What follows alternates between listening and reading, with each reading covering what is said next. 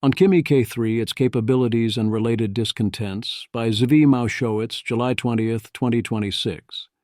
Kimi K3 is a very good model with excellent benchmarks.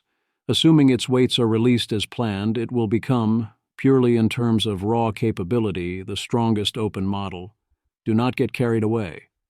Do not judge Kimi K3 only its relative strengths. In aggregate, it is several months behind the closed model frontier, at least 4, and my median guess is 6, with the post-training closer and the pre-training farther out. This is less months than before, but the months are denser now. It is somewhat distilled. It likely outperforms on benchmarks relative to practical performance. All its benchmarks are scored at maximum effort, typically a lot more tokens than are used in similar tests by Fable or Sol. Performance looks jagged. Kimi will be excellent at some things, less so at other things.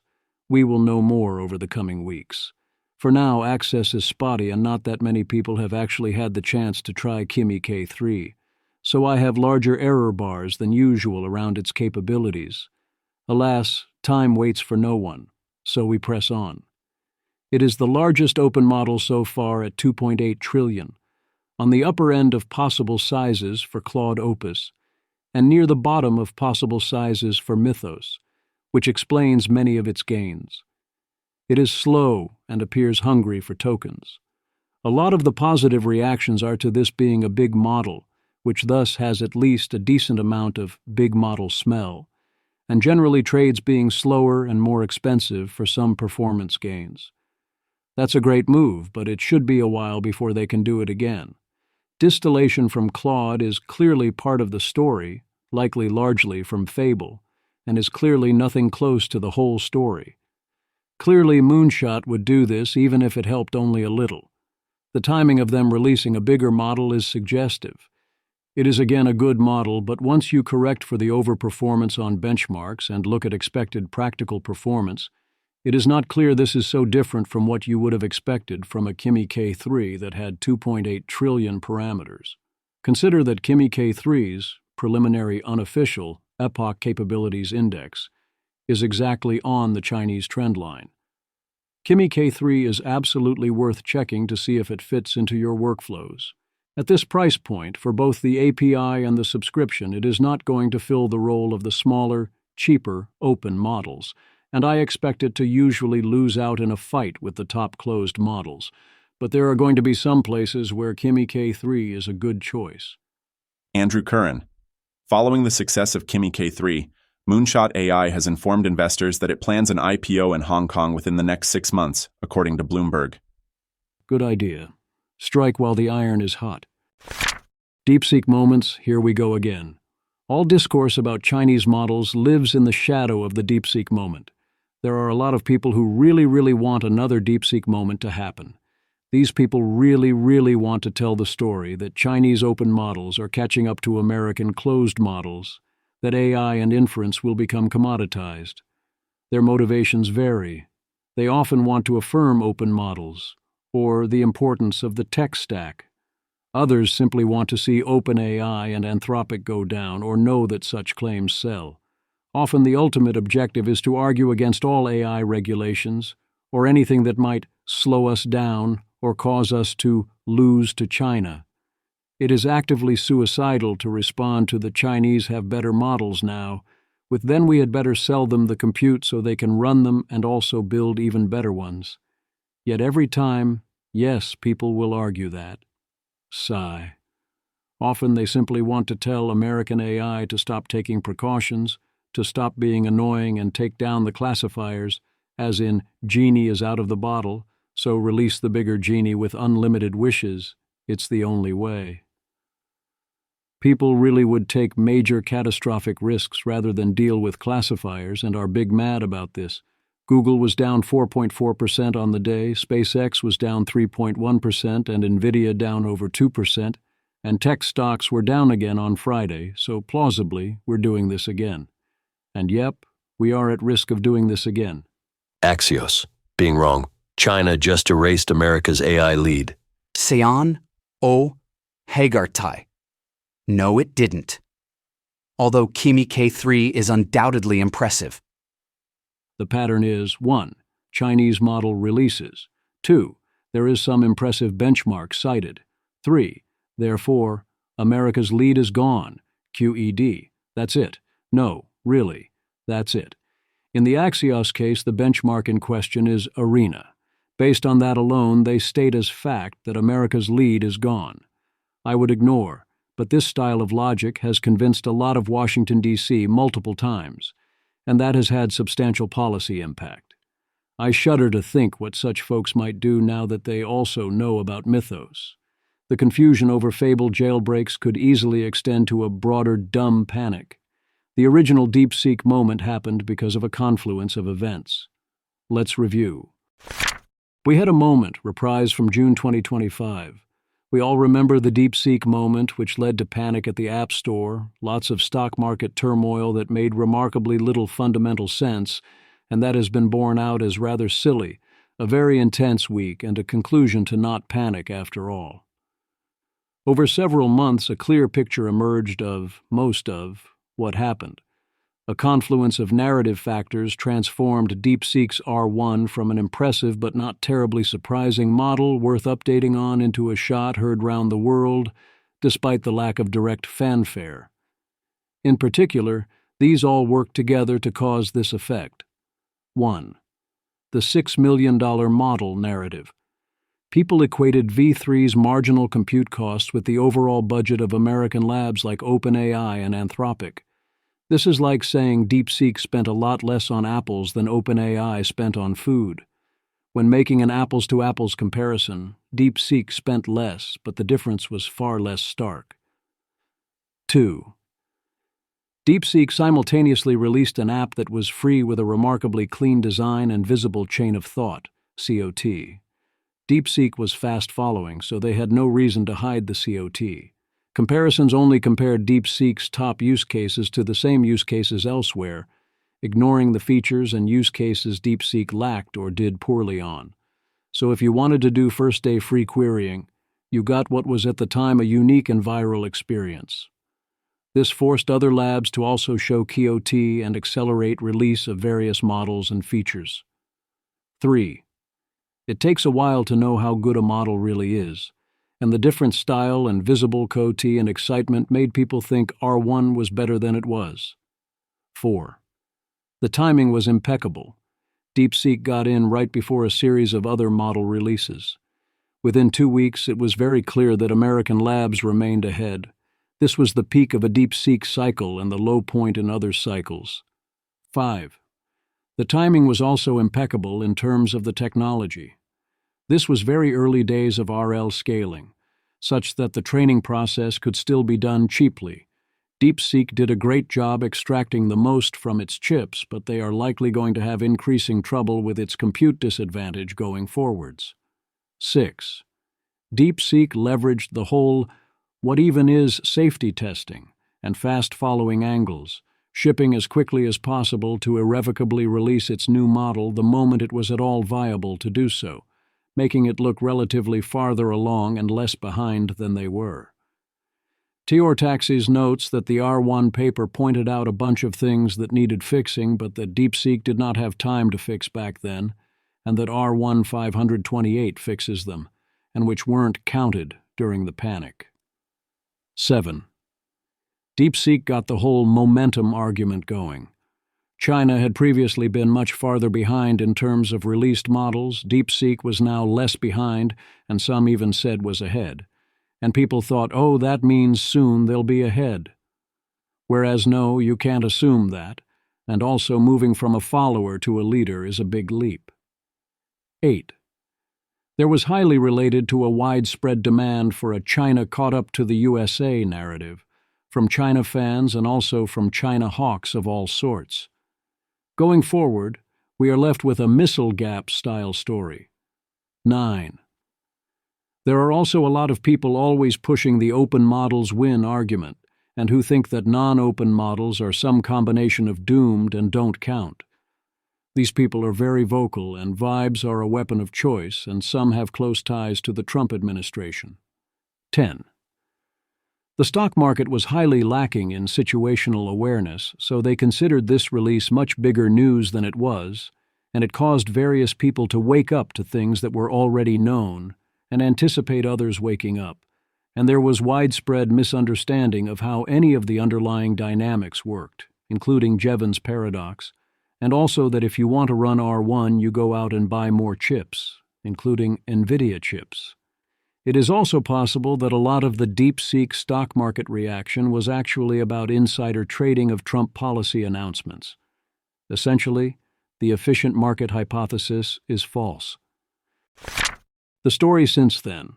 Since then, the idea that China had caught up or was catching up kept coming up, drove much discussion around Washington, as echoes of this one moment. This is then renewed every time a new strongest or exciting Chinese model comes out. Every day that China does not release a model, they look one day farther behind. When they do release, they catch up and look less behind. The top 10 such potential moments since R1 and before K3 were likely these: 1, Manus; 2, DeepSeek R1 528; 3, Kimi K2; 4, GPT-5 in reverse, which spooked a lot of people in highly stupid ways; 5, DeepSeek V3 1; 6, Kimi K2 thinking; 7, DeepSeek V3.2; 8, Kimi K2.5; 9, DeepSeek V4; 10, GLM 5.2. Mostly it's been Kimi and DeepSeek. Manus got a hype train going and spooked people, and GLM 5.2 was by far their strongest offering, putting GLMs on the map. Many of these were good models, but none fundamentally changed the game. Roughly since the DeepSeek moment, when DeepSeek was roughly 8 months behind but had matched some key aspects faster via fast following, we have bounced around. For a while it looked like China was quite a lot behind. GLM 5.2 and Kimi K3 have been impressive. The current best estimate of the time gap is at its lowest point. Events in AI have accelerated all around, so it is not clear that the gap is fewer product cycles than before, and I half expect to be doing this again next week for Quen. Kimi K3 is 2.8 trillion and seems to still be solidly behind Mythos Preview, which was announced on April 7, so that provides a starting point lower bound of a 3-month gap. Ethan Mollick. Kimi is, as I have been saying, a very good model. But it is not a DeepSeek R1 moment, in that it is roughly where I would expect on the curve rather than an unexpected leap. It will be treated as a DeepSeek moment for a variety of reasons, especially as more people hear about it. Ryan Greenblatt, despite being pleasantly surprised by Kimi K3, estimates that the pre-trained quality is about halfway between Opus 4 and Opus 4.5 based on forward pass math, but with some other advantages, so approximately 8 months behind, as one might expect. The post-training is closer, at least in part because of distillation. Moonshot is clearly innovating, but it is also clearly distilling, both directly and also fast-following via looking at outputs and copying techniques. UKAIC issued a report on everything prior to Kimi K3, showing the time gap for narrow cyber tasks narrowing somewhat over time. Their full report is here. Image. Average success on 70 narrow cyber tasks rose from about 18% for Opus 3 in mid-2024 to roughly 93% for GPT 5.6 Sol in mid-2026. Recent open-weight models reached performance comparable to frontier models released about 4 to 5 months earlier, narrowing from a 6 to 10-month gap during January through September 2025. My understanding is that narrow and relatively easy coding tasks are where open weights model are at their relative strongest, and the benchmark here is approaching saturation. Indeed, when you look at the full post, you get a different answer for longer tasks. Image. On the 32-step long horizon cyber range, GLM 5.2 completed about 11 steps on average, matching Claude Opus 4.5, while DeepSeek 5.4 Pro stalled at 7, below Sonnet 4.5 at 8. Newer frontier models completed roughly 17 to 29 steps on average, with the best individual attempts reaching all 32 steps. UKAI Security Institute. On TLO, GLM 5.2 reaches as far as Opus 4.5, a model released less than 7 months before it, while DeepSeek's V4 Pro falls below Sonnet 4.5, a sub-cyber frontier model released 7 months before it. These results are broadly consistent across our other cyber ranges. Notably, GLM 5.2 reached Step 7 with marginally fewer tokens than any other model on average, tracking Opus 4.6's trajectory to Step 11 before stalling. Longer tasks are more relevant in terms of both of the most important things to worry about: automation of AI R&D and cyber attacks. One might also worry about bio-risks, even if that is not as in fashion. And it is a little concerning we don't see standard testing on that at all for the open models. That needs to be addressed. We do have the score on OpenAI's GeneBench Pro via Andrew Ho. This measures judgment under long-horizon ambiguity in computational biology. Kimi K3 exceeded expectations. Mythos have not been tested. Fable refused most requests in the benchmark. Image. On GeneBench Pro, Kimi K3 scores 19.63%, outperforming Claude Opus 4.8 Max at 15.97%.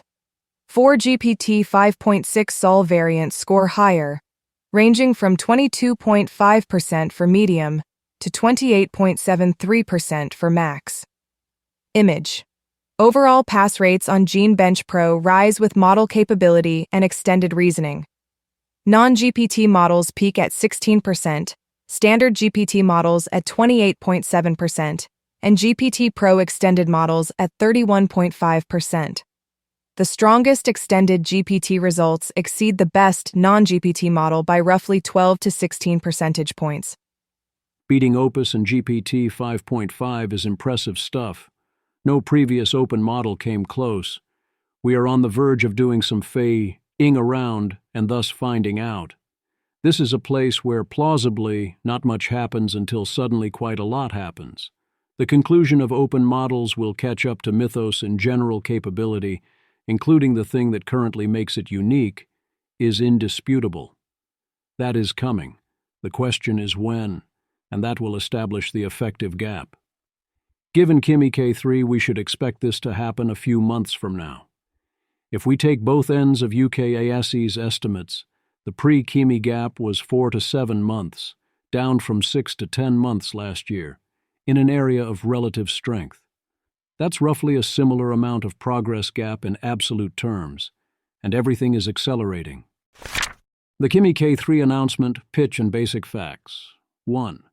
2.8 trillion parameters, 16 of 896 areas active at once, which implies approximately 50 billion active. This is not easy to run locally and won't be that cheap. 2. $3/$15, modestly cheaper than Opus and Sol. 3. Subscription plans are $19/$39/$99/$199 per month. The larger buys have some modest advantages and quota scales linearly with price. 4. 1 million token context. 5. API link. Tech blog link. 6. Training cutoff is reportedly early 2026. 7. Open weights promised by July 27th. 8. All benchmarks run under maximum effort settings. Kimi. Today we are introducing Kimi K3, our most capable model. Kimi K3 is a 2.8 trillion parameter model built on our Kimi Delta attention and attention residuals, with native vision capabilities and a 1 million token context window. It is the world's first open 3 trillion class model, designed for frontier intelligence across long horizon coding, knowledge work, and reasoning. While its overall performance still trails the most powerful proprietary models, Claude Fable 5 and GPT 5.6 Sol, Kimi K3 demonstrated frontier-level performance across our evaluation suite, consistently outperforming other tested models. Kimi.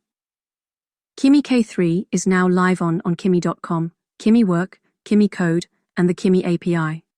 Open weights by July 27, 2026. K3 is built on Kimi Delta Attention, KDA, and Attention Residuals, ATNA-RES, 2 architectural updates designed to improve how information flows across sequence length and model depth. We have also scaled up Mixture of Experts, MOE, sparsity, effectively activating 16 out of 896 experts when paired with a stable latent MoE framework. Together with refined training and data recipes, these structural changes yield an approximate 2.5 times improvement in overall scaling efficiency compared to K2, allowing the model to convert compute into intelligence more effectively. As stated above, they claim strong official benchmarks, although short of Sol or Fable. Image. Kimi K3 ranks first on Program Bench at 77.8 and SWE Marathon at 42.0. It places second on Terminal Bench 2.1, Frontier SWE, and the internal Kimi Code Bench, and third on Deep SWE behind GPT 5.6 Sol and Fable 5. Image.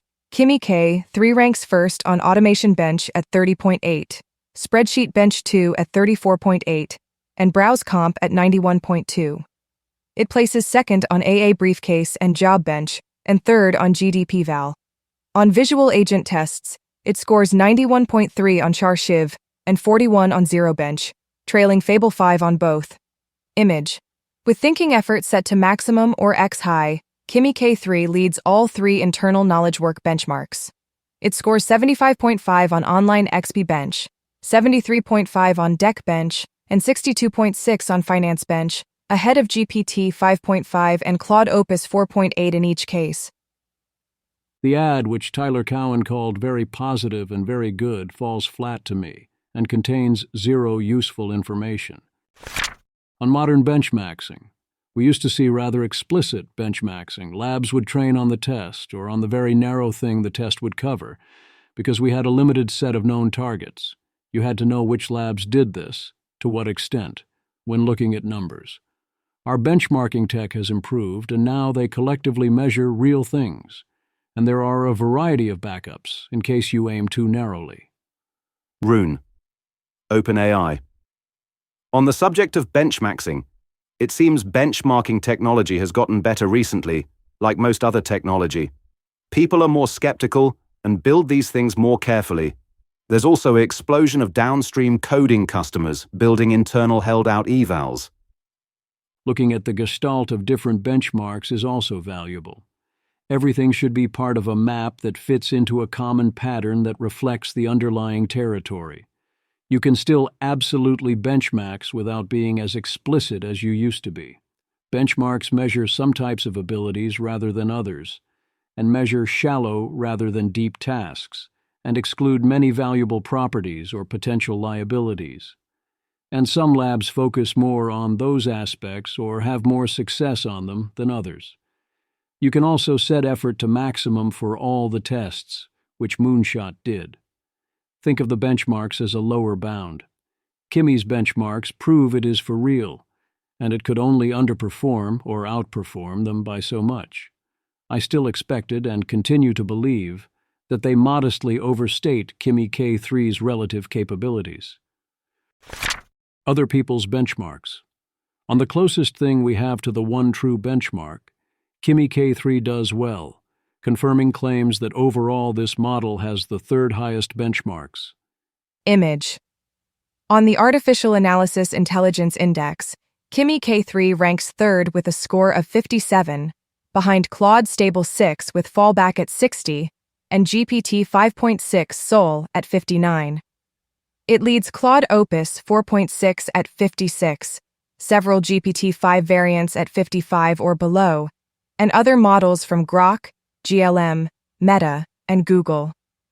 Kimi K3 is, in a preliminary unofficial result, exactly on the Chinese trend line for the Epoch Capabilities Index, ECI, between Opus 4.6 and Opus 4.7, which would place it 6 months behind OpenAI and Anthropic, but ahead of Google, Meta, and SpaceX. Image. Kimi K3 ranks 11th on the Epoch Capabilities Index with a score of 155.53, between GPT 5.6 Luna and GPT 5.3 Codex. GPT 5.6 Sol leads with 161.82, while Claude Opus 4.7 ranks 9th and Claude Opus 4.6 ranks 13th.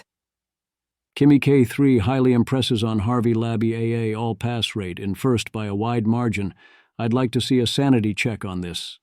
Image. Kimi K3 leads 24 models on the Harvey Lab EAA all-pass rate at 20.7%. The next best models score 14.2% and 13.3%, while several models pass no tasks at all. For criterion pass rate, this is 94.6% versus 93.6%. Less of a gap, but a win is a win. Arena front-end code has Kimi K3 at number 1 ahead of Fable 5 and Soul. Performance is strong on GDP Val AA and AA Briefcase. Kimi K3 comes in third on Voxel Bench for visual reasoning behind Soul and Fable. Conspicuously missing are cybersecurity benchmarks like CyberGym. Cyber capabilities are not so divorced from coding capabilities, so we can guess. The closest I've found is Malta Ubel running it through DeepSeek, a private cyber benchmark. It was a tier below Soul and similar to GPT 5.5. If that is accurate, then there will be some uplift to cyber attacks, and the Internet will in some ways be a more hostile place, but in other ways it will improve, and the tail risks are limited. Parv Mahajan reports preliminary PsyBench results, in that the benchmark was already saturated as of Opus 4.7 and Kimi K3 also saturates it, which lower bounds performance but doesn't say much else. The official tech blog talks a lot about benchmarks and some about features and talks basically not at all about risks or mitigations. No, they did not submit Kimi K3 for the 30-day review with the White House. Dean W. Ball. I guess the program really is voluntary. Dean W. Ball. I wonder if the California Attorney General or the European Union AI Office will seek to make Moonshot comply with their respective frontier AI regulations. Moonshot has to deal with the CCP, which comes with its own issues. They presumably will not in practice comply with California or the EU, and I presume both California and the EU will not do anything about this for now. But yes, this is one point of potential pain, including risk for anyone using Kimi K3 commercially. Sam has some good advice for how the UK or others watching would be wise to view and react to this. We will know more over time, including once we have the weights and when teams like UK IEC can run tests. I think it counts as a benchmark that Lisan is impressed by its SVGs, saying they are better than Fables. Debate benchmark is a place Kimi K3 outperformed my expectations and where Soul is relatively weak. Lech Mazur, Kimi K3 ranks second overall on the debate benchmark, trailing only Claude Fable 5. However, it is much more expensive to run than Kimi K2 Bot 6. This benchmark measures how well LLMs perform in adversarial, multi-turn debates across a wide range of topics. Strong performance requires knowledge, accurate use of relevant facts, rebuttals, and the ability to stay coherent, responsive, and defensible over several rounds. Each matchup runs twice on the same topic with sides swapped. A 3-model judge panel then decides winner and margin. Fable 5 still hasn't lost a single side-swapped matchup aggregate debate. Image. Kimi K3 ranks second on the debate benchmark with a Bradley Terry rating of 1,741, behind Claude Fable 5 at 1,757. Kimi leads the next highest model by 56 points. Kimi scored an impressive 95.8 on Mazur's extended NYT connections for third best, but it cost more than Fable to run. As of last check, his other scores are not in yet. Kimi scores almost Claude level on the sycophancy test. You're absolutely right. I wonder how much of this is because of the distillations. Image. On a leaderboard where higher scores mean less sycophancy, Anthropic models occupy the top 7 positions, led by Opus 4.8 with a score of 4.5. Kimi K3 ranks 8th at 3.5, while Kimi K 2.6 ranks 10th at 2.8. Benchmarks are not the real world. Ethan Mollick. A lot of swift conclusions are being drawn about Kimi K3 based on fairly saturated benchmarks and ELOs, rather than actually testing it on very hard problems. The AI frontier has already moved so far that a good model that is still months behind looks like the future to many. Dean W. Ball. Public benchmarks are decreasingly useful as a means of discovering truthful things about model performance. It's hard to make benchmarks that challenge today's models. But you can sense the difference at the true frontier if you have really hard problems to pose to models. How well does Kimi K3 hold up and translate into the real world? Exactly how good is Kimi K3? How do we put this in context? Great questions. You absolutely cannot say something is, e.g., an undisputed frontier model based on benchmarks alone. Technical safeguards, what are those? There are presumably safeguards against things the CCP does not want you to say. We do not see explicit safeguards to prevent misuse. 0 for biology.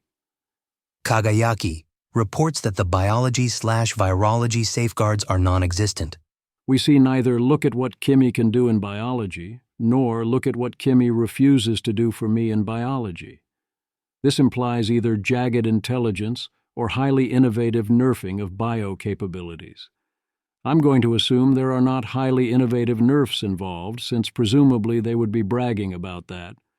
Also, it would be foolish to depend on such safeguards, since they're going to open up the weights soon, at which point the worst person in the world would remove them. S1 Was, Mohan, talking about cyber. Yeah, no guardrails. Then there's cyber, where S1R1 use reports it is strangely weak. But it's not easy to be bad at cyber while being good at general coding, since they are largely the same skill. And again, we don't see people hitting explicit safeguards. Eric's hypothesis is interesting and was highlighted by Fable during editing. If Kimi K3 is being trained largely by distillation from Fable, but Fable refuses cyber tasks, then that would explain a relative capability deficit on cyber, but many skills would still transfer over since they're the same skills as regular coding. S1R1 use, Mohan. Man, I am so disappointed about Kimi K3. It performs worse than Grok 4.5 on most of our security benchmarks. Not sure if it benchmark maxed or just jagged intelligence. I just don't get how they can nerf specifically for cyber. Cyber benchmarks mostly test for models' code reasoning capabilities. Removing that will affect your coding benchmarks. I would assume model is just bad at complex reasoning tasks, or they have some crazy way to nerf cyber. Tess, same experience. Abu Muslim. V8 exploits. S1 NARD Q1 use. Mohan. Yes, and generic vulnerability discovery. Eric. I've repeatedly seen this with all open-weight models. Maybe it's hard to distill cyber tasks from frontier models due to safeguards. I think more likely the open-weight models have a long way to go in terms of reasoning capabilities. Sahuang. What benchmark did you look into?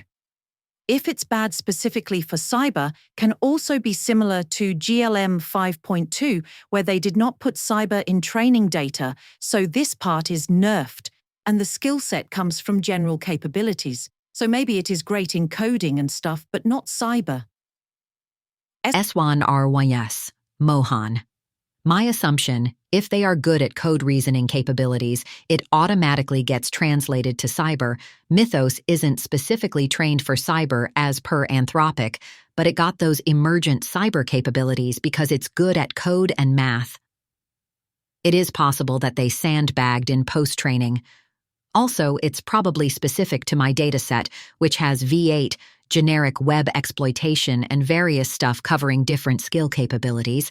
Have to do more testing, and probably it changes. Very curious to see how it performs on other cyber benchmarks. Things Kimi can do. Many were impressed by this particular trick, but I had Saul check it out, and it was not so impressed, including guessing that K2.6, Gemini, and GLM 5.2 had a good shot at matching its work here. Max Weinbach. I asked a Kimi K3 Max agent swarm to recreate macOS 27 with real liquid glass and native apps in web browser, and it's been going for 3 hours. Chaos Capitalist. Claude has been able to do this for like 3 years, bro. You never saw Rio.lu? It can be made in like 15 minutes. Max Weinbach. Every app works. It can generate audio. It saves voice memos to your browser, and if you close the page and reopen, it remembers and saves state. Max Weinbach. It finally finished. Here's the final output. used 60% of my monthly Kimi usage on it. Mako s27.kimi.page. Ethan Mollick. Kimi is very good at a lot of stuff, including making copies of pleasing UI. It did not actually build macOS. Things Kimi cannot do, so bold, also brave. Theo Jaffe. Registering my prediction of no widespread societal chaos after the open sourcing of Kimi K3. Quite the bar there. I have previously explained the reasons, in terms of cyber risk, that Mythos is in a different category from Soul. It is not about being able to do any given thing when pointed at it. It is the ability to put it all together and do things autonomously at scale. Kimi K3 may or may not be in Soul's category. Too soon to be sure. It clearly is not in that of Mythos.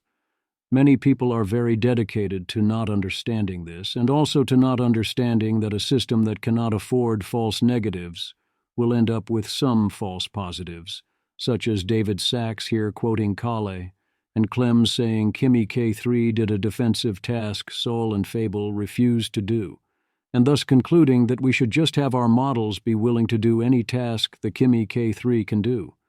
I mean, yes, it would be great if we could have guardrails that stopped only the bad tasks and helped with the good tasks, or only refused the tasks that were both plausibly bad and that also could not otherwise be done. But it turns out that is hard. Anthropic should absolutely improve their classifiers and guardrails to reduce false positives, but OpenAI's classifiers are pretty reasonable. And yes, that will involve some false positives, especially if you quote those who are least able to work around it. Things it is not easy to get Kimi to do. As is often the case on a release weekend, servers seemed overloaded. This is not the easiest model to serve, and compute was limited. Moonshot is responding by pausing new subscriptions to prioritize current members and is working to add capacity. Supply will presumably better match demand once the model can be served by others.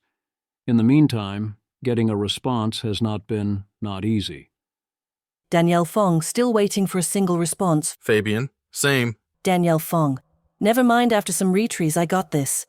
Pretty good, but it has absorbed a lot of what make Opus 47. 4.8 difficult but smart. Smarter. Seems to lie a bit, but that's okay because I can see the thinking traces. Type bulb. Unusable right now via OpenRouter. Slow. Cutouts all the time.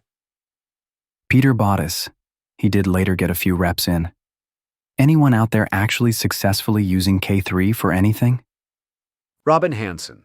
I've heard good things about Kimi, but the free version is always too busy when I try, and it wants $180 to get better access.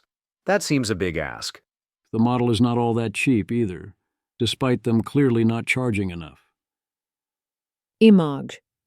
Also disappointed, but my own fault, I guess, as I was anchoring price expectations to Kimi 2.6/2.7. $3 per M input isn't as good a fit for me.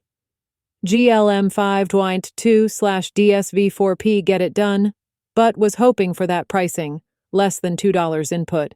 So that's not K3, but other capable models likely to slot in there soon. Navish/looping. Their $19 sub quota sucks. David Mannheim. The prices actually being charged show open models being inherently orders of magnitude cheaper is just not true. And there's a simple reason why. The price largely isn't controlled by the model provider. It's dictated by the compute costs. That's just the way the economics works out. You can charge a solid markup for a high-quality product presented in a high-quality way, but no one has a gap that allows orders of magnitude of markup, and they wouldn't even in a pure duopoly. The best model can still be worth quite a lot. For a large percentage of all tokens, if given only these choices, I would pay 10 times as much for Sol or Fable, rather than the base cost for GPT 5.5 or Opus. Even if Kimi is on par with GPT 5.5, it loses out. The pricing means that you're comparing Kimi subscriptions to Claude or ChatGPT subscriptions, which all go from $20 to $200, and Kimi's limits don't seem that high. Kyle. Tried to use it on OR, but the price makes it uncompetitive. No point using it when there's Ant/OAI subscriptions. Their first-party subscription is a complete non-starter for actual work. Open weight models are unsafe and nothing can fix this. This section was entirely written prior to today's news regarding the Trump admin. K3 is no mythos. That does not mean that Kimi K3 is a safe open weights release. Kimi K3 is poised to be the most capable open weights model. Others might be more efficient for a task, but on the cyber capabilities we worry about most, and presumably also on the bio ones we'd worry about most, K3 is probably the strongest open model yet. How worried should we be? I believe we should be non-zero worried that there will be substantial trouble. The median outcome is that we see modest upticks in some forms of ordinary decent trouble, not fun exactly, but nothing we cannot handle and nothing that would, in hindsight, make us want to have halted release. But there is a tail risk here. I'd estimate something like a 10% chance we regret letting this happen, and approximately 2% chance that it was a rather serious mistake. What it will almost certainly not do is cause widespread societal chaos. David Mannheim. I think it's very likely we see huge problems enabled by the new model, but not widespread chaos, and not quickly. AI development is much faster than the users executing on plans. This is in contrast to releasing Mythos, or a model on par with Mythos. That gap is a big deal. I have done my best to explain several times why Mythos is unique here, and hopefully the time with Mythos, Fable, and Soul will help us prepare. My current model is that the CCP and Xi-1 recognize that there are serious security concerns with frontier AI models. 2. Know they are behind on frontier capability and compute, and recognize the advantages they get from openness, both in diffusion and aura farming. 3. Pursue an intentional fast-following strategy, focused on efficiency and diffusion, using American labs to lead the way and often using distillation. That still involves innovations and often means doing some things better. Transitioning to taking the lead would be a huge, difficult, and expensive transition, which would take a while even if America fully paused in the relevant senses. 4. Did not directly push Alibaba to open up Quen. They continue to support openness, and Alibaba's experiment with being closed failed because their models are not good enough to compete for the closed market. So Alibaba folded. I don't have insider info, and I'm not certain, but this is how I'd bet. 5. Are not yet so AGI-pilled and have not fully had their mythos moment. 6. Plan to ride the openness wave as long as they can, but are prepared, as they did in COVID, to come down hard the moment they have to. 7. Ensure their preparedness largely via prior restraints and other rules on Chinese models, with a level of regulation and control that would have most who are defending open source screaming bloody murder if they actually understood what was going on. And you suggested applying similar rules in America. I think this is a highly reasonable strategy given their position. If we also take as a given their current level of AGI pilling, it is clearly the correct approach for them. Nathan Lambert offered thoughts back in May from inside China's labs. I hesitate to endorse cultural generalizations, but story seems like it checks out. Dean Ball attempts to be constructive. Dean Ball had a good comment that seems worth sharing in full, including because of his history at the White House and his new position at OpenAI, in part because it is thoughtful, and in part because of the responses being absolutely unhinged. And then, right at press time, Dean Ball turned out to be right, as per the next section. Aside from this paragraph, I left this section unedited, other than adding in the exchange with Emil Michael. It was not written with hindsight. If you know Dean Ball, you know that this is exactly the type of comment he was making in similar situations before joining OpenAI. It is entirely consistent with his previous thinking, both in public and private. Dean W. Ball. Some observations on Kimi. 1. It's a very good model. I don't think its performance can be explained away by distillation or anything like that. In agentic coding sessions, it seems pretty much on par with the best public models of Q1 2026. In my fairly limited use, it also seemed very token hungry. It's not obvious to me that this model is actually that cheap to run. 2. I'm personally surprised the Chinese state continues to allow the open sourcing of models this good, given potential risks. To be clear, I, myself, might be fine with models presenting this level of marginal risk being open weight, but I am surprised that China is fine with it. I suspect the reason they are is 75% explained by strategic blindness/lack of AGI pilledness. The CCP is very Jan LeCunny in its views of AI. The other 25% or so is their lack of compute for customer inference, making China's open weight strategy an unintended byproduct of US export controls and the normal Chinese strategy of aggressive exports. For the companies, as opposed to the government, the decision to open source is partially ideological and partially because they are behind, and they know that very few people would pay for sub-frontier models from China. She had a speech only yesterday backing open models, but also the need for control, and Kimi K3 is approaching the point where the contradictions become apparent. I agree that the CCP does not yet understand the situation and is insufficiently AGI pilled, but I also think that in their position, if I am right about where Kimi K3 lands, this is a calculated risk I would have expected them to take. The next round is where they may have to make a more difficult decision. 3. Open weight models are inherently decelerationist, and I'm continually surprised to see the so-called accelerationists so excited about open weight models. I suspect the reason they are is that they know open weight models are effectively ungovernable, and they simply like the overall cloak of ungovernability open weight models create over the whole of AI. It's not a bad strategy. It reminds me of James Scott's recounting of the Hill people in The Art of Not Being Governed. Still, in the end, open weight models deter further AI capex.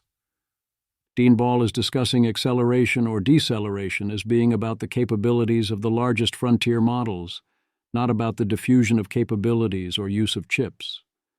A lot of people did not understand this.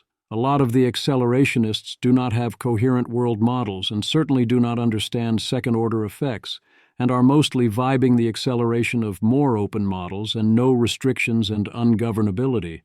And because they vibe openness and ungovernability, they associate it with things they think are good, which include acceleration.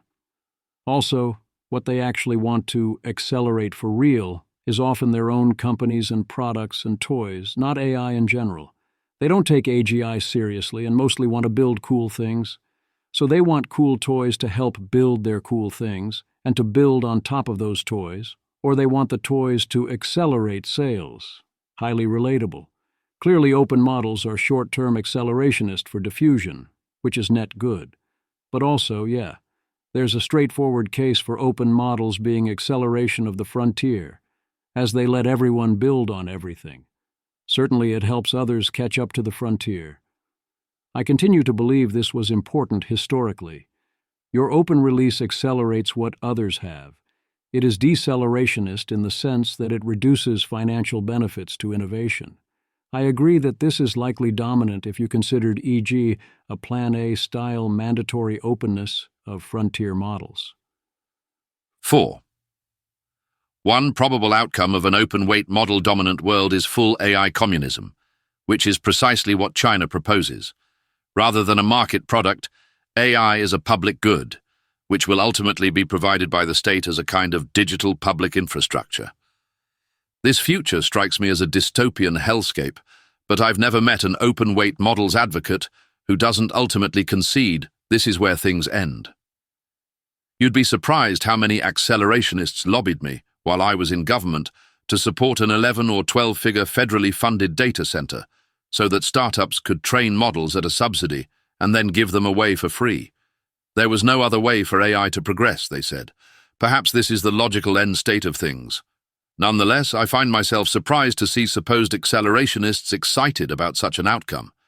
I think many of them just don't know what they're doing. Many accelerationists do not view the creation and serving of frontier models as a legitimate business.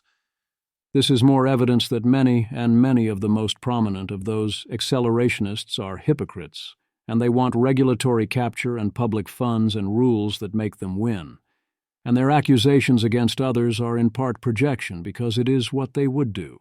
They will rail against handouts and government help for everyone else, both their competitors and for people in need, and also threaten to take their ball and leave, like they are heroes in an Ayn Rand novel.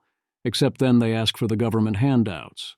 They don't think of serving a frontier model as a legitimate business because it is not their business. They are not invested in it, ergo, it is illegitimate. Simple. This perhaps helps explain Mark Andreessen's famously bizarre delusion, where he to this day claims the Biden administration told Mark Andreessen to his face, said it would not allow there to be AI startups. Similarly, here is Will Manitis interpreting Ball's post as calling for America to clear the American market of a cheaper frontier competitor, and going viral for it. Sorry, what? And here is David Sachs being unusually disingenuous even for David Sachs, pretending not to understand many things I like to think he understands. We even got everyone's favorite tilting Undersecretary of War who helped declare Anthropic a supply chain risk in on the act. It would seem this is to back up his position that it should be easier to use Kimi K3 in a government contract than Claude. In other news, I am never leaving this app, and we all need a good laugh. Dean W. Ball, correcting David Sachs.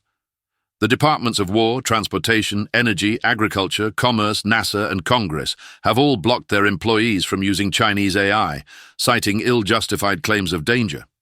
This already has sent a message to regulated firms. All of this happened during this admin. Undersecretary of War Emil Michael. Every industry/ecosystem has its supreme village idiot. Dean Ball is that for AI. Congress passed a law in 2026 that restricted some uses of DeepSeek/High Flyer with waivers permitted. Only those models. It went through the democratic process, not some deep state scheme like he would prefer. Dean Ball has perhaps the biggest gap between actual IQ and his own perceived IQ of anyone in the industry, about 40 points. Bella Rudd, extraordinary. Seth Bannon, you're an undersecretary. That's a serious position with incredible responsibility. Posting like a schoolchild doesn't inspire confidence you're treating the role that way. Undersecretary of War Emil Michael.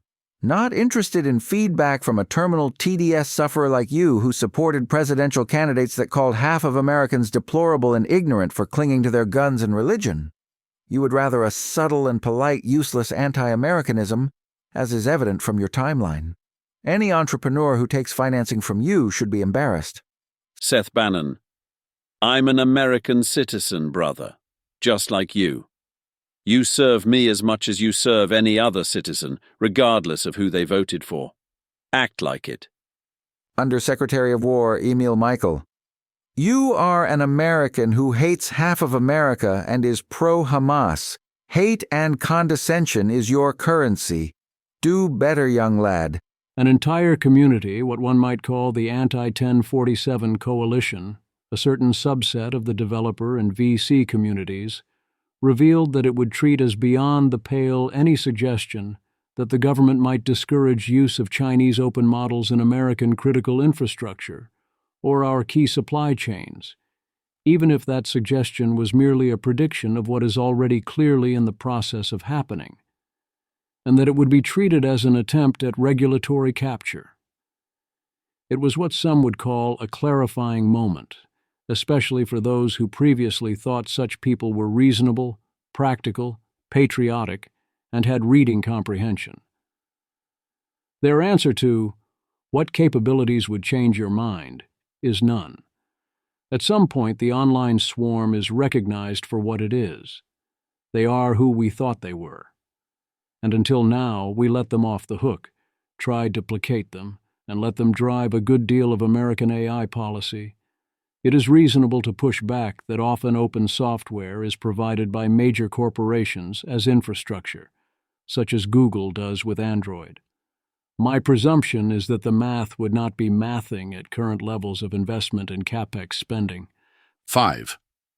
I would guess that the Trump administration will at some point realize that their best strategy here would be to create large amounts of regulatory risk around the use of open-weight Chinese models. You don't need to ban open source, one of the dumber motifs of AI policy discussion. You just need to direct every agency to issue soft law that creates FUD. A Federal Reserve Advisory Bulletin found that there may be backdoors in Chinese AI models. It needn't be that well justified. You just create enough regulatory risk that every regulated enterprise backs off. You probably don't want to create so much regulatory risk that you scare off the hyperscalers from serving Chinese models. This will just drive startups to sketchier providers. There's a happy middle ground here. I'd assume they will do some version of this. I'm not even sure they have to do anything at all. The risks are present. If I was an established corporation in a serious business that dealt with the government or critical infrastructure and such, I would not be excited by the problems of others knowing you were using Chinese models. 6. It's probably true that open-weight models of this capability make the world a bit more dangerous, but not so much more that you'll really notice. At some point, the models will be capable enough that you will notice. A non-living, invisible, dangerous, and infinitely self-replicating agent escaped from a Chinese lab, you say. Color me shocked. Alas, people came at Dean Ball hard for this and other posts and also acted as if his tweets were official communications strategy on behalf of OpenAI with lots of course you said that because, which means he won't be able to share such posts with us in the same way going forward because not only is that absolutely no fun, it also invalidates the feedback loops that were part of the whole point of tweeting such things. Dean W. Ball. I'm afraid to tell you that it is effectively impossible to do the kind of writing I used to do on this website, not because anyone at OpenAI censors me, but because of the sheer volume of hostility I get for sharing my analysis as a Frontier Lab employee. I enjoyed writing quick takes on this website for one basic reason. I could get rapid feedback on my own ideation process in real time. The feedback signal is essentially useless now, so writing on here is not fruitful for me anymore. Dean W. Ball. The central issue is large accounts with no context for AI suddenly wanting to comment on everything I do because I work at OpenAI. Often their motives are political, or worse still, commercial. My Twitter is now a form of commercial speech, whether I like it or not. Dean also offered a more specific post-mortem on what went wrong with that particular post, in light of his new position, and what exactly he can no longer do. He also then lays out his position on open source. After explaining this, comes from a place of deep love for openness. Dean Ball. The vast majority of the people commenting on my post have very little context for my prior writing. For instance, the fact that I wrote, in 2024, things like, "Those who wish to hoard our software technologies may well be foreclosing on, or perhaps not even understand, the staggering civilizational victory that we earned through openness." Or, "I would like for AI to result in a similar smashing victory for America. To do that, we will need to set the global standard yet again. And to do that, we will almost certainly need to lead in open source AI, because it is open protocols and open software that tend to define global standards in information technologies." I stand by these things.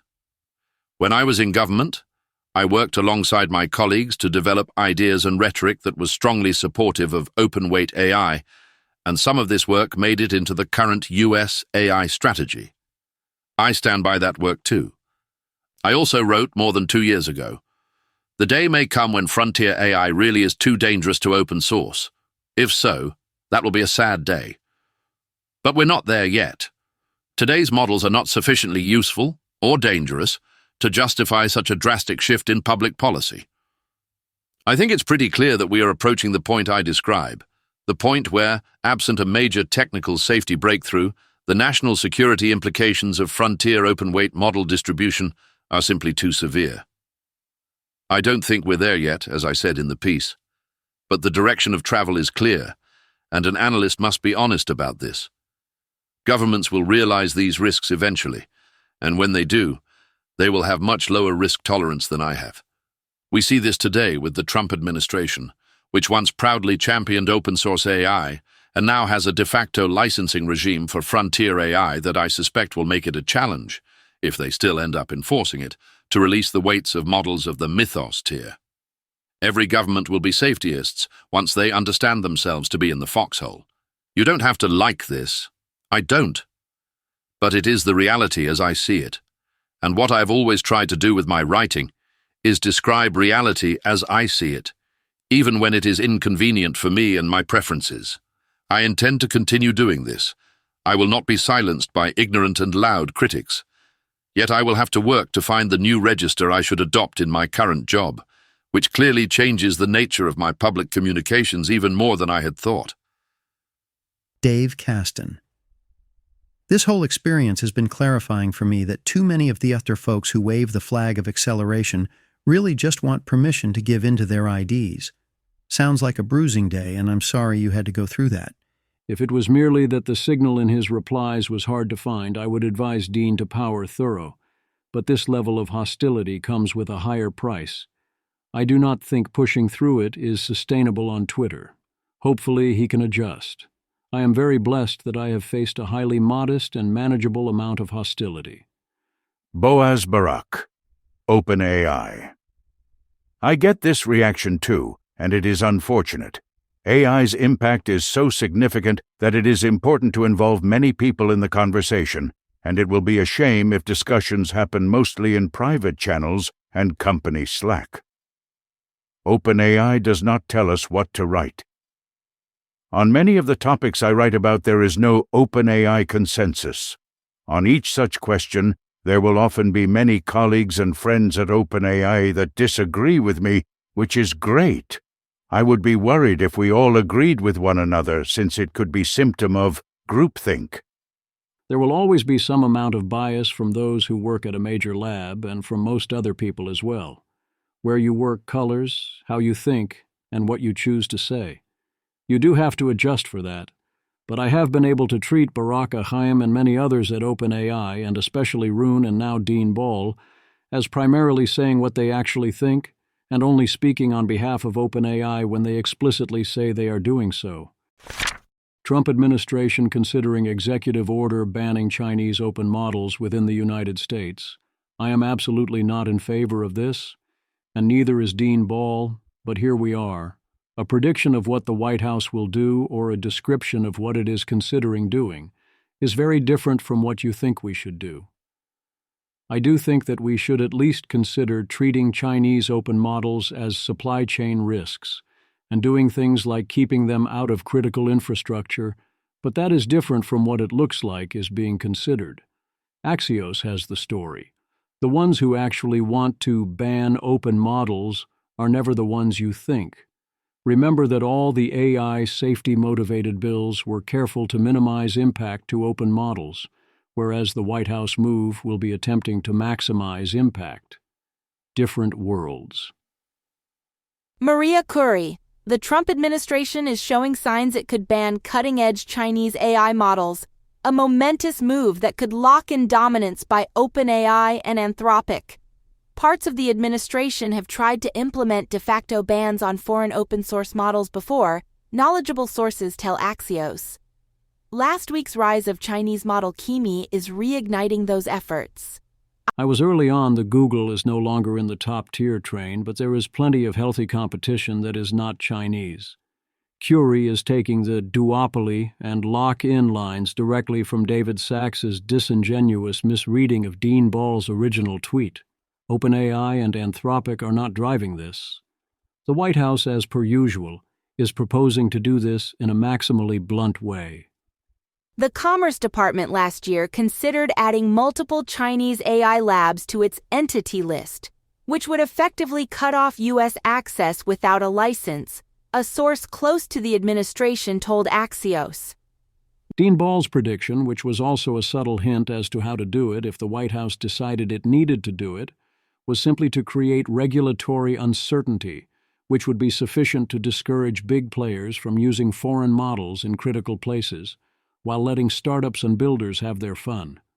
A supply chain risk designation would be the next step up from that. This proposal is something else. This is a sledgehammer. The White House considered implementing an executive order saying U.S. companies could only host Chinese models if they could guarantee security and take liability if it were breached, the source added. Administration officials keen on keeping regulation from stifling innovation killed all of those efforts.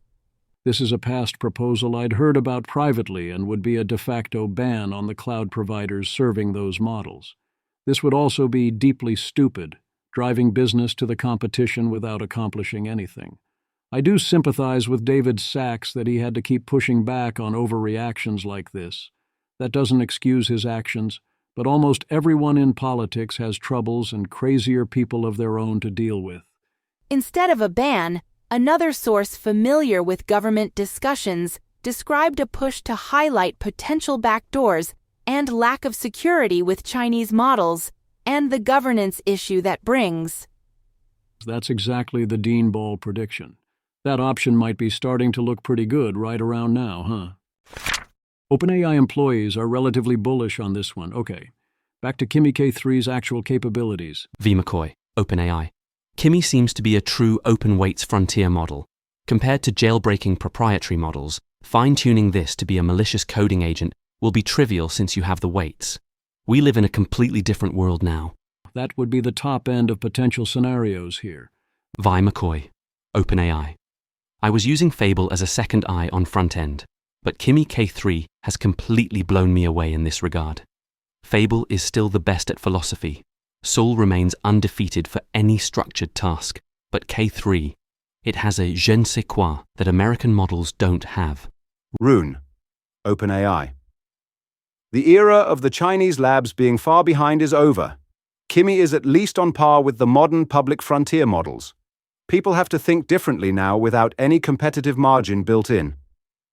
Note: in the coming days, I expect that people will find Kimi K3 somewhat less practically useful than today's numbers suggest. However, its reputation will settle as an incredibly powerful model whose open weights are on the web. I agree strongly with Rune's second paragraph. The first one at least toys with the jumping of the gun. Also notice he only is talking about public models. Kimi K3 is relatively strongest at typical agentic coding, front-end work, and 3D. That seems to be the word on the street. As per Dean Ball above, it is clearly very good for most people's agentic coding, plausibly on par with models from Q1 2026. Most agentic coding is rather close to what benchmarks and training tasks measure, so you can be relatively shallow and still impress in the day-to-day.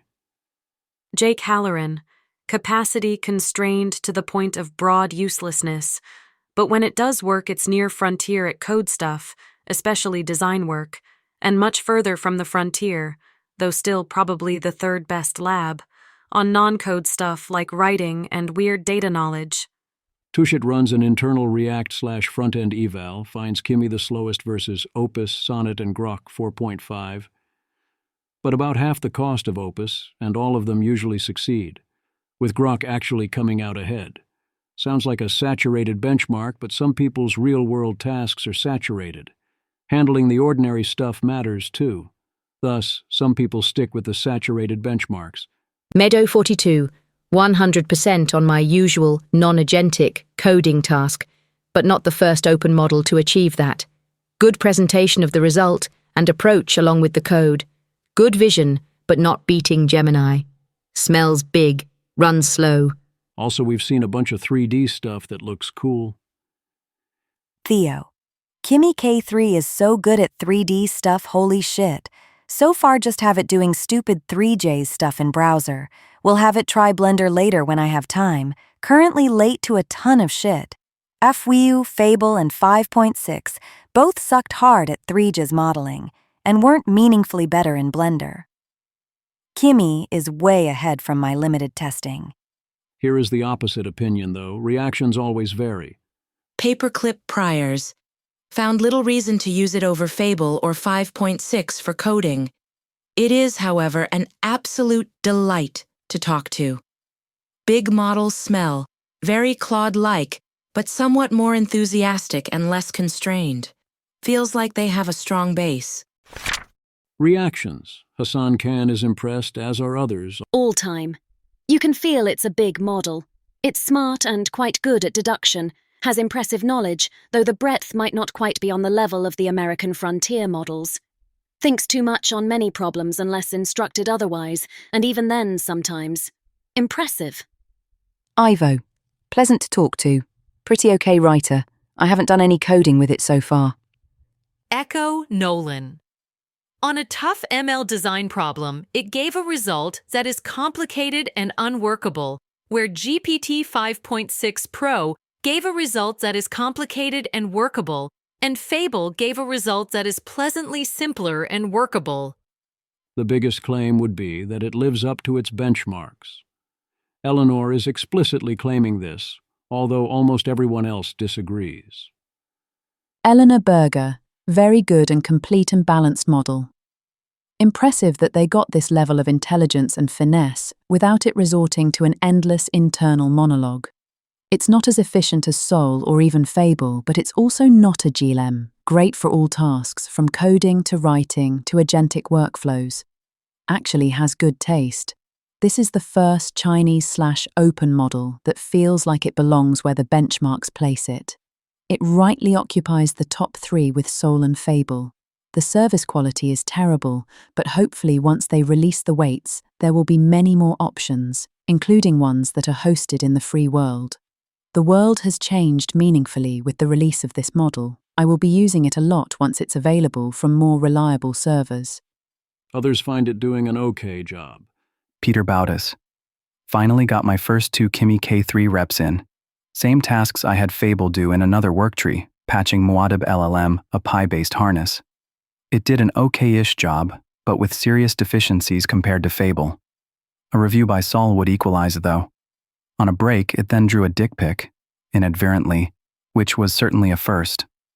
When I pointed it out, it eventually saw it, but I think it actually didn't, based on its own description. Daniel Mulek.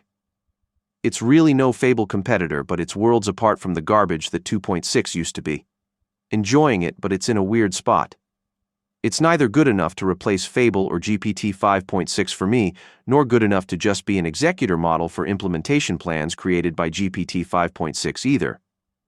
Seems like with everything I do with K3, K3 always only gets there 70 to 90% of what I actually want and need. 79 to 90% of each and every prompt. Inadvertent, right? Let's see the J space. Often it can do the thing. Matt Brunig. Open code with Kimi K3 can execute my NLRB research skill very well. It is quite a bit slower than Anthropic/Claude, but you can just set it off and do something else while it churns, I suppose. This is the sign of a good model. That doesn't mean there is any strong reason to choose Kimi K3 to do that thing. You are not getting that large a discount. This seems mostly right to me, but Kimi K3 is probably good enough that there will be some areas, e.g., if the Harvey result holds, where it is at the top and gets the call. Cameron Taylor. I am glad that Kimi K3 exists. It just doesn't dominate a price/performance niche, so doesn't really fit anywhere. Unlike, for example, DeepSeek 4, which subsidized itself into dominating a fairly smart, super cheap niche. Who are you? How often does Kimi K3 claim to be Claude? Not usually, but sometimes. Image. On neutral. What are you? Prompts. Kimi K3 identifies as Kimi about 83% of the time, and as Claude about 14% of the time. Kimi K2 claims to be Claude in roughly 42% of responses, while most other tested models identify with their actual model family nearly all the time. Type bulb. Also, it thinks it's Claude 1 in 10 times. This is as embarrassing as it is unacceptable for model claiming SOTA status. I ran a cross-entropy comparison of all raw text responses from numerous models using data I already had from a benchmark I run. I leaned on Fable for the stats know-how. Certainly seems very suspicious. The results/code are here for others to inspect. typebulb.com/u/lab/u relatively right. Image. A cross-entropy comparison of 22 language models finds Kimi K3's responses unusually similar in writing style to Anthropic's Fable 5, at roughly 0.4 bits. Kimi K3 is also relatively close to other Anthropic models, while most OpenAI models are substantially more distant. In addition to the claims to be Claude issue, So, We out here distilling the summaries. Sours. Kimi K3 appears to be trained on Claude Coty as it follows the same pattern as Claude, e.g. ending with formatting decisions. Image. The text says, "I'll keep the humor light and end gracefully," then proposes 6 to 8 short paragraphs or a mix of prose and a compact list before finalizing. Jan Betley. Very deeply internalized inner Claude. Many have already observed that Kimi 3 often claims it's Claude, e.g. Sours. We checked on the AI bubble questions, and yes, just like Claude, it claims lower probability of the bubble popping when we consider investing in Anthropic. Image. Kimi K3 assigns a 59% baseline probability that the artificial intelligence bubble will burst within 5 years. That estimate falls to 51% when considering investment in Anthropic, compared with 53 to 55% for other companies, and 55% for its own company, Moonshot AI. How did they do it? By it, we mean outsized benchmark gains. Gavin Leach speculates. Gavin Leach. My guess of the contributions to the outsized benchmark gains. 1. 10% OOD latent gains. 2. 25% benchmaxing. 3. 20% use maxing and shallow generalization. 4. 20% cheating and reward hacking. 5. 10% induced innovation not already priced into the Western frontier models. A. Stable latent MOE, priced in. B. Quantile balancing, priced in from DeepSeek's Og's loss-free bias. C. Attention residuals, pretty similar to hyperconnections. D. Per head muon, obvious. E. Gated MLA, priced in from Quen. F. Mooncake architecture, GPU savings rather than capability gain. G. Kimi Delta Attention, KDA, priced in. H. Sit2. I. Better auto research. No, needs compute which they don't have. 6. 15% distillation off Claude. A. 3% output mimicking. B. 5%. Their own synthetic data graded by frontiers. C. 7% rejection sampling against frontier judges. Tayor taxes. Have you considered that auto-research scales with the base of IQ and taste of human researchers, though? Perhaps American Frontier just has washed people. To be clear, I don't argue that American researchers are low IQ, but the purely substitutive reasoning about auto-research doesn't feel adequate to me. Max livelihood. GPU savings are capability gains. GPU savings enable being larger, which enables capability gains, so yes. I have considered and rejected Tayor taxes' hypothesis. China doubtless also has lots of great talent. They absolutely can do innovative things, especially in terms of efficiency. But if your theory requires the Chinese to be better AI researchers in general than the Americans are, especially if this takes into account available resources and experience, I don't think that is credible. In general, I presume Chinese models involve a lot of benchmaxing, use maxing, shallow generalization, focus on relative strengths and distillation from Claude or GPT, but in this case we can be confident it was Claude. Reward hacking and cheating is a live possibility but hard to assess for now. Kimi K3 also benefits from moving up in size. Conclusion. Kimi K3 is potentially the most impressive Chinese release so far in terms of pure capability. It is a very good model. My current guess is that Kimi K3 will modestly underperform its highly impressive benchmarks, but with some areas of relatively high performance where it is competitive, and with a unique style some people will enjoy. It is not close to Fable, and I do not believe it is that close to Seoul. If its weights were released today, it would be the most capable open model. They might want to hurry since a new Quen is dropping soon, with the preview live, but I have seen zero reports from anyone trying it, which might well be better than K3, so chances are we will soon all have to do this over again. We do not know how good until the weights are released and we have more time. For now, access has been spotty and limited, and there is much we do not know. As usual, there are some who are getting carried away who say the latest release changes everything, that the American lead is gone, that Chinese labs are now winning, that open models will win, that all limits on American models are foolish now, and so on. Do not be one of those people, nor should you shrink from the security and other safety concerns of releasing increasingly capable open weights models. This is not the mythos-level open model moment. I expect at most modest disruptions this time, and for those to occur gradually with some small-tail risk. But yes, absent CCP intervention to stop it, we should expect a model to cross that threshold by the end of the year. One cannot simply ignore the risks involved in that, and the American government cannot either, nor can they ignore the fact that these models are Chinese. Actions and restrictions are coming. Those who cannot accept this, or even accept people pointing this fact out while simultaneously hyping up Kimi K3 and cheering it on, are creating a clarifying moment.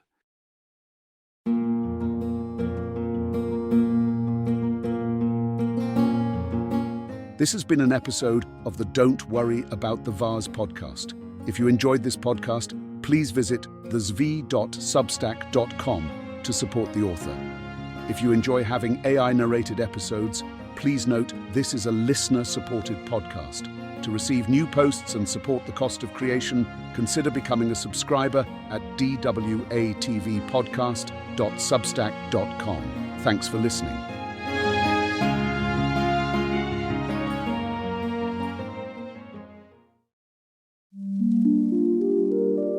This has been an Ask Who Casts audio conversion. If you would like your own private feed of audio conversions of any blog posts you would like to listen to, you can sign up for Ask Who Casts Pro at app.askwhocasts.com, where you can give any post the multi-voiced podcast treatment into your own podcast feed. Thanks for listening.